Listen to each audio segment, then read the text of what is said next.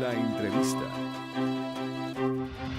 Muchas gracias por seguir con nosotros aquí en 24 Morelos. Y también agradezco que se encuentre aquí Fernando Coronel para hacernos un análisis acerca de esta noticia que les damos a conocer ayer, algunas estadísticas, algunas organizaciones civiles que dicen, todo parece indicar que 2017 va a ser el año más violento en nuestro país. Bienvenido, Fernando. Gracias, buenos días. Buenos días, Michelle. Muy buenos Gracias. días. Pues platícanos, tu visión acerca es impactante de pronto Sí. la cifra que se está manejando, ¿no? Impactante, a ver, es que en medio de tanta polémica política y una agenda a nivel nacional muy cargada, que la destitución del fiscal electoral, la elección pendiente del fiscal general, la discusión sobre el paquete económico, nos perdemos de algo muy importante. Y en efecto, esta semana se dieron a conocer cifras, yo diría que aterradoras, ahora que nos acercamos al Halloween, ¿no? Sumamente aterradoras, que hablan de un incremento importante en los niveles de inseguridad y de violencia en el país.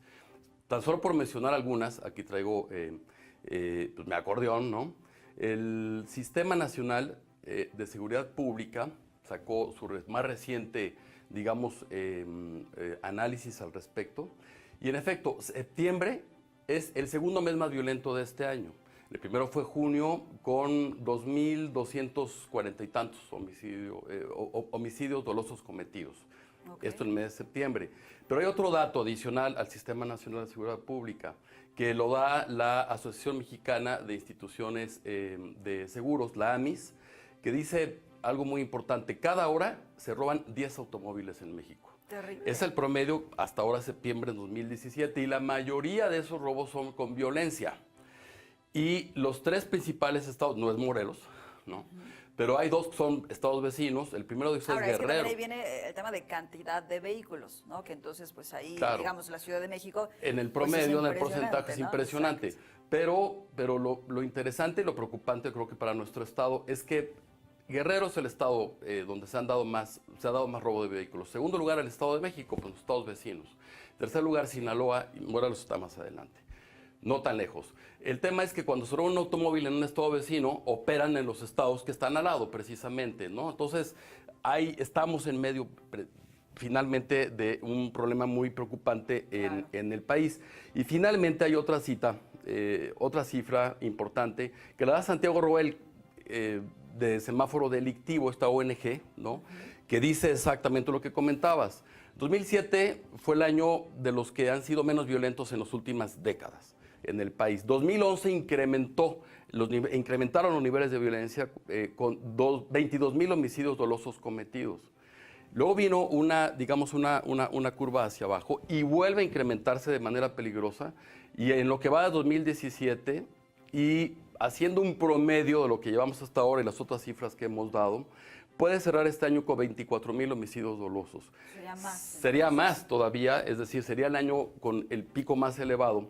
Y el 73% de estos homicidios son ejecuciones que tienen que ver con el crimen organizado. Pero aquí me interesa mucho subrayar un elemento del análisis, ¿no? Conforme se acercan las coyunturas electorales, incrementan los niveles de violencia. Y esto tiene una razón de ser, en verdad, creo que es sumamente importante.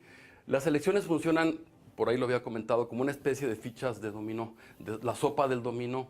¿Por qué? Sí. Porque cambian los relevos gubernamentales, cambian en los tres niveles de gobierno, cambian las autoridades, federal, estatal, municipal. Ahora que nos acercamos al proceso electoral, sucede lo mismo. Si no mal recuerdo, hay 9 gubernaturas en disputa, muchos ayuntamientos. ¿Y qué significa? Que los actuales protectores, por llamarle así, porque sabemos que hay un esquema de colusión muchas veces, en muchos casos, policías municipales, etcétera. Los antiguos protectores se van o están por irse. Sí. Y llegan nuevos. Entonces, las células que tenían esos territorios o que ocupaban esos territorios delictivos y dominaban, pues quieren recuperar esos antiguos territorios. Hecho, y los que están quieren defender. Estamos viendo, me decías, uno de los años más violentos es 2011, justamente un año antes de que saliera Felipe Calderón. Y ahorita estamos en 2017, otra vez un año antes. Exactamente. Entonces, hay un patrón muy claro de que nos acercamos a las elecciones e incrementan los niveles de violencia e inseguridad, como lo estamos viendo. Y la pregunta aquí es, ¿estamos preparados o más bien las autoridades gubernamentales están atendiendo este patrón preocupante o están metidos en otras cosas. Yo creo que lo segundo, Claro. están metidos en la sucesión de sus respectivos partidos, quién va a ser el candidato, el debate, la polémica en el Congreso. Pero este tema que además, ojo, la inseguridad y la corrupción son los dos principales temas que van a estar en las campañas electorales, como tópicos centrales de las Y campañas. son las principales demandas. Es de la una de las gente, ¿no? principales demandas. ¿Qué es lo que más le preocupa según las principales encuestas en el país? Al día de hoy, la inseguridad y el tema económico, ¿no? Y otro tema, la corrupción. Son los tres temas. Pero si estamos hablando de que dos de esos temas pues, no hemos resuelto, no hemos atendido en lo principal esta exigencia y necesidad ciudadana, como es el de la inseguridad y el incremento de la violencia, pues evidentemente se va a convertir y se va a fortalecer como uno de los tópicos en las campañas el próximo año. Un Claro. tema sin atenderse y sin resolverse, evidentemente. Y que ¿no? tendremos que estar, sobre todo, pues esperando los ciudadanos discursos muy claros en estos dos asuntos, ¿no? Que de pronto se deje de hacer polémica, sí, qué es lo que está pasando al interior de los partidos y demás, para que comencemos a hablar de números en seguridad. Claro, no, y de acciones en seguridad. O sea, Claro. ¿qué realmente van a proponer los candidatos para un problema que ya se nos fue? Pareciera que ya se acabó el sexenio, falta un año prácticamente. Pareciera que ya se acabó el sexenio porque vienen las disputas electorales, la agenda en el Congreso se paraliza precisamente porque hay temas que tienen rédito electoral y entonces se paran, ¿no? Sí. Entonces, ese es el principal, digamos, debate. Pero aún así, Michelle, yo creo que sería irresponsable de las autoridades decir, bueno, pues ya este tema no lo resolví, vámonos para el siguiente periodo, sección gubernamental. No, porque es un problema que en verdad que nos duele a todos. En Morelos lo padecemos desde hace muchos años, Claro. 2008, 2009, ¿no?